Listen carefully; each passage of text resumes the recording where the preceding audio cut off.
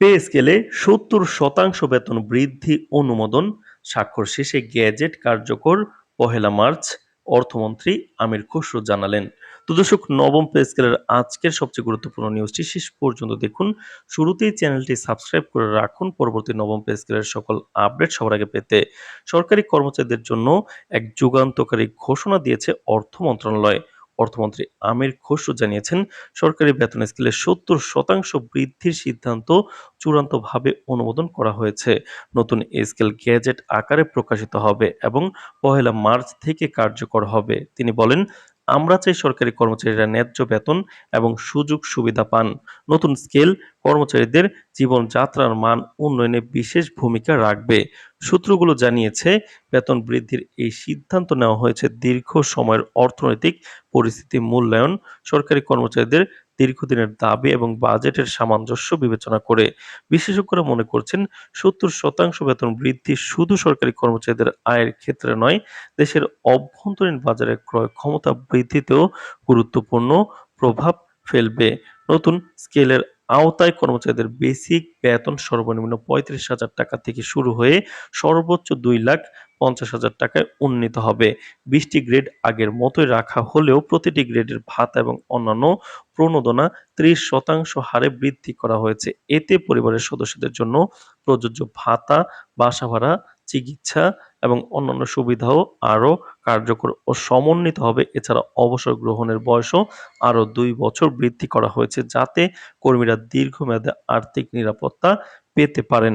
অর্থমন্ত্রী এই বিষয়ে বিস্তারিত আলোচনা করতে গিয়ে বলেন, সরকারি কর্মচারীরা দেশের গুরুত্বপূর্ণ অবকাঠামোর কার্যক্রম চালনার মূল ভিত্তি। তাদের জীবনমান উন্নত করা আমাদের সামাজিক দায়িত্বের অংশ। বেতন বৃদ্ধির পাশাপাশি ভাতা ও প্রণোদনার সঠিক সমন্বয় নিশ্চিত করা হয়েছে। তো দর্শক, ভিডিওটির এই মুহূর্ত পর্যন্ত যারা দেখছেন, চ্যানেলটি সাবস্ক্রাইব করে রাখুন পরবর্তীতে নবম পে স্কেলের সকল আপডেট সবার আগে পেতে। বিশ্লেষকরা বলছেন, এই পদক্ষেপ দীর্ঘমেয়াদে সরকারের সামাজিক নীতি এবং কর্মচারীদের কল্যাণমুখী দৃষ্টিভঙ্গির প্রমাণ। তবে তারা সতর্ক করেছেন যে অর্থনৈতিক ভারসাম্য বজায় রাখতে বাজেট ব্যবস্থাপনাকে আরও শক্তিশালী করতে হবে। বিশেষজ্ঞরা মনে করছেন, নতুন স্কেল কার্যকর হলে সরকারি কর্মচারীদের মধ্যে হতাশা অনেকাংশে কমবে এবং কর্মসংস্থানের মান উন্নয়নে সহায়ক হবে। সরকারি পর্যবেক্ষকরা জানান, গেজেট প্রকাশের প্রক্রিয়া দ্রুত শেষ করতে সংশ্লিষ্ট মন্ত্রণালয়গুলোকে নির্দেশ দেওয়া হয়েছে। সমস্ত প্রয়োজনীয় অনুমোদন ও স্বাক্ষরের কাজ শেষ হলে গেজেট আনুষ্ঠানিকভাবে প্রকাশ করা হবে এবং ১লা মার্চ থেকে এটি কার্যকর হবে। এর ফলে সরকারি কর্মচারীরা নতুন স্কেলের সুবিধার সঙ্গে সঙ্গে উপভোগ করতে পারবেন। নতুন বেতন স্কেলের প্রভাব শুধুমাত্র সরকারি কর্মচারীদের মধ্যেই সীমাবদ্ধ থাকবে না। অর্থনীতিবিদরা জানাচ্ছেন, এই পদক্ষেপ অভ্যন্তরীণ বাজারের চাহিদা বৃদ্ধিতে সহায়ক হবে এবং দীর্ঘমেয়াদে দেশের অর্থনৈতিক স্থিতিশীলতার সঙ্গে সামঞ্জস্য রাখবে। তারা আরও বলেন, কর্মচারীদের আয়ের বৃদ্ধির ফলে ভোগ্যপণ্য, শিক্ষা, স্বাস্থ্য ও অন্যান্য পরিষেবায় ক্রয় ক্ষমতা বৃদ্ধি পাবে, যা দেশের অর্থনীতির মোট প্রবৃদ্ধিকে ইতিবাচক প্রভাব ফেলবে। কর্মচারীদের মধ্যে প্রতিক্রিয়া মিশ্র। কেউ বর্ধিত বেতনকে ইতিবাচক স্বাগত জানিয়েছেন, আবার কেউ বলেছেন যে কাজের চাপ ও অন্যান্য সুবিধা সমানভাবে সমন্বিত হওয়া জরুরি। সরকারি কর্মচারী সংগঠনগুলো ধন্যবাদ জানিয়েছে এবং আশা প্রকাশ করছে যে ভবিষ্যতে বেতন ও সুবিধা নিয়মিত আরও স্বচ্ছভাবে পরিচালিত হবে।